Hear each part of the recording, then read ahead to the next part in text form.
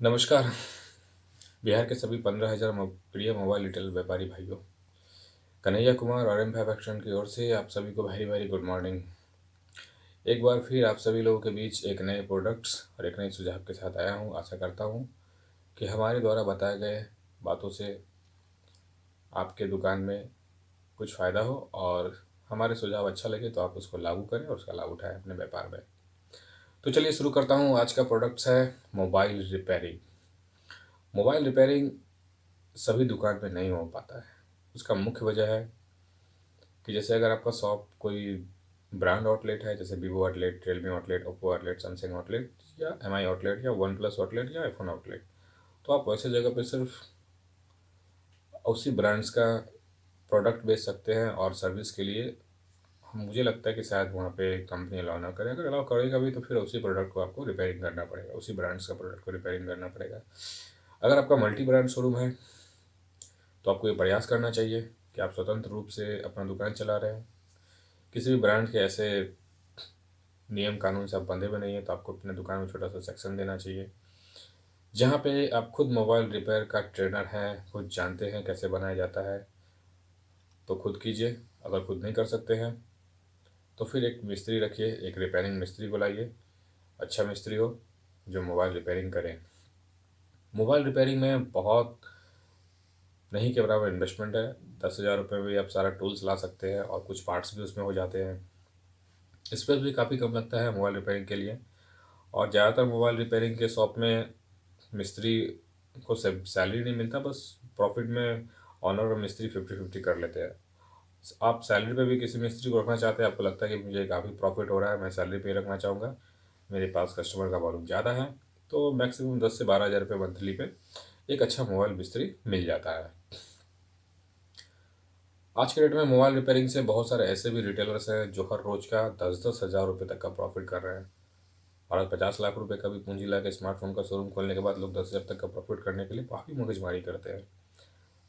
तो मैं ये कहना चाहूँगा कि आपका आउटलेट अगर इस प्रकार का है जिससे आपको लगता है कि हर रोज़ आप कम से कम 5 से 10 ऐसे कस्टमर को डील कर सकते हैं जो मोबाइल रिपेयरिंग के बहाने आपके शॉप पे आते हैं, तो आपके लिए एक बहुत अच्छा अपॉर्चुनिटी है कि आप मल्टी ब्रांड शोरूम है तो आप मोबाइल रिपेयरिंग ज़रूर करें। खुद नहीं करना तो मिस्त्री रख के करें, क्योंकि जो कस्टमर मोबाइल रिपेयरिंग के बहाने आपके दुकान से जाते हैं एक अच्छा मुनाफा देके जाते हैं, प्लस वो आपका वो नेक्स्ट टाइम का कस्टमर है और वो तमाम तरह की चीज़ों का कस्टमर है। एसेसरीज, बटन फ़ोन, स्मार्टफोन्स और मोबाइल रिपेयरिंग से जो कस्टमर आपकी दुकान पे एक बार संतुष्ट होकर गए तो समझ लीजिए कि कम से कम 10 कस्टमर को तो ज़रूर भेजेंगे वो आपके पास। ये एकदम तय है।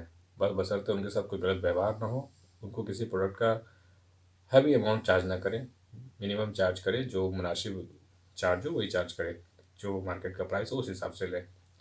अगर आप एक छोटे रिटेलर्स हैं, आप सिर्फ एसेसरीज बेचते हैं, मोबाइल रिपेयरिंग करते हैं, तो आपके लिए तो और अच्छा अपॉर्चुनिटी है कि आपके पास फुल टाइम है। आपने बटन फ़ोन बेचते हैं ना स्मार्टफोन बेचते हैं, आपको तो मोबाइल रिपेयरिंग करना है और एसेसरीज बेचना है। तो ऐसे रिटेलर्स का फुल टाइम भी मोबाइल रिपेयरिंग का काम करते हैं तो हम समझते हैं कि उनको बहुत कम इन्वेस्टमेंट में बहुत अच्छा प्रॉफिट होता है। और ज़्यादातर जो भी दुकानदार हैं मोबाइल रिपेयरिंग से सोचते हैं कि नहीं कस्टमर का भीड़ लगेगा दुकान पे, ऐसे ये होगा वो होगा, तो मैं उनसे कहना चाहूँगा कि आज के डेट में हमारी दुकान पे ऑनलाइन की वजह से और कस्टमर का फुटफॉल कम होता जा रहा है। और आप अमेजोन फ्लिपकार्ट पे जाके देखिए कि नीचे में आपको सर्विस का भी कुछ सेक्शन दिखेगा अमेजोन और फ्लिपकार्ट के वेबसाइट पे, जिसमें लिखा रहता है कि कस्टमर को इंश्योरेंस खरीदना है, एक्सटेंडेड सर्विस खरीदना है और कस्टमर के घर से फ़ोन पिकअप करके बना के फिर से उनके घर पर डिलीवरी कर दिया जाएगा।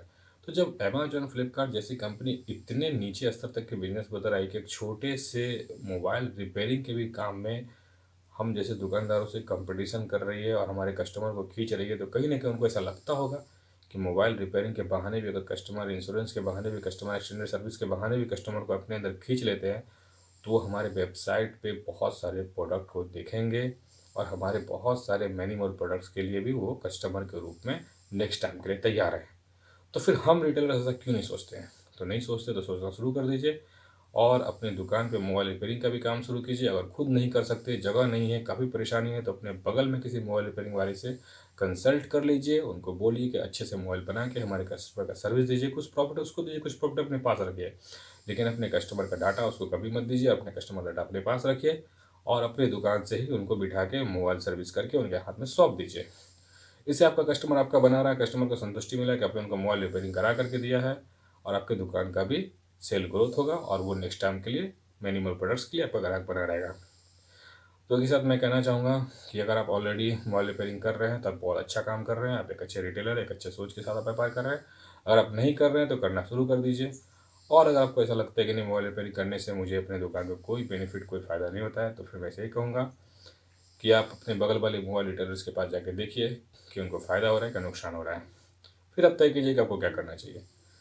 तो चलिए, इसी के साथ मैं अपनी बातों को समाप्त करता हूँ। मिलता हूँ कल फिर आपसे एक नए प्रोडक्ट्स, एक नए आइडिया के साथ। और हमारी बात अच्छा लगा तो प्लीज़ इसे अपनी दुकान में लागू कीजिए।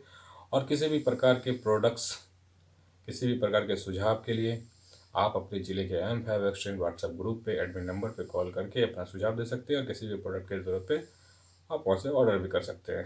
तो अब तक के लिए मैं अपनी बातों को समाप्त करता हूँ और मिलता हूँ फिर कल नए वीडियो के साथ आप लोगों के साथ। तो चलिए, नमस्कार, धन्यवाद।